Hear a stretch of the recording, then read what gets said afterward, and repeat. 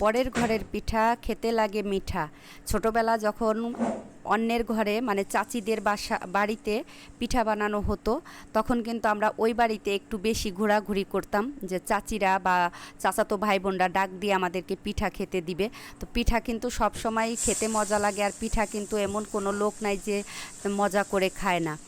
আমি কিন্তু দুষ্টুমি করলাম, আমি কিন্তু ছোটোবেলা ছুঁচা ছিলাম না। আমি অন্যের ঘরের পিঠা দেখলে বারবার ঘোরাঘুরি করতাম না, কারণ আমাদের ঘরেই প্রচুর পিঠা বানানো হতো। আমাদের ঘরে পিঠা বানাইলে উঠান দিয়ে যেই যাইতো আমার মা ডাক দিয়ে খাওয়াইতো। তো আমি আপনাদের ফেসবুক যারা চালাচ্ছেন, আমি ওই সকল আপুদের এবং ভাইদের উদ্দেশ্য করে একটা কথা বলবো।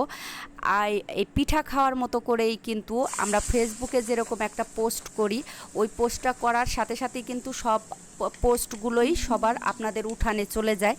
তো উঠানে যায় কিন্তু বারবার ঘুরে, আপনি যতবার ফেসবুকে ঢুকবেন দেখবেন আমাকে অনেক আগে একদিন একটা ধরেন আমি পোস্ট করছি, আমার পোস্টটা আপনার ভালো লাগছে, আপনি আমাকে একটা লাভ অথবা লাইক দিচ্ছেন। মানে আমার তো এখন লোভ হয়ে গেছে আমার এই পোস্টটার, আমার ওই পোস্টটা কী করবে, আপনার কাছে বারবার আপনার উঠানে যে ঘুরবে, আমাকে একটা লাইক দেন অথবা পোস্ট করেন, লাভ দেন অথবা একটা কমেন্ট করেন। এই কাজটা কিন্তু আমরা যাদেরকে ফলো দিচ্ছি বা লাইক টাইক করি, তারা কিন্তু বারবার দেখতেছি, একটা পোস্ট লাইক না দেওয়া পর্যন্ত শুধু আপনার সামনে আসতেছে। তো সবাইকে লাইক দেই, ভালোবাসা দেই, এটাই সবার কাছে আমার কাম্য।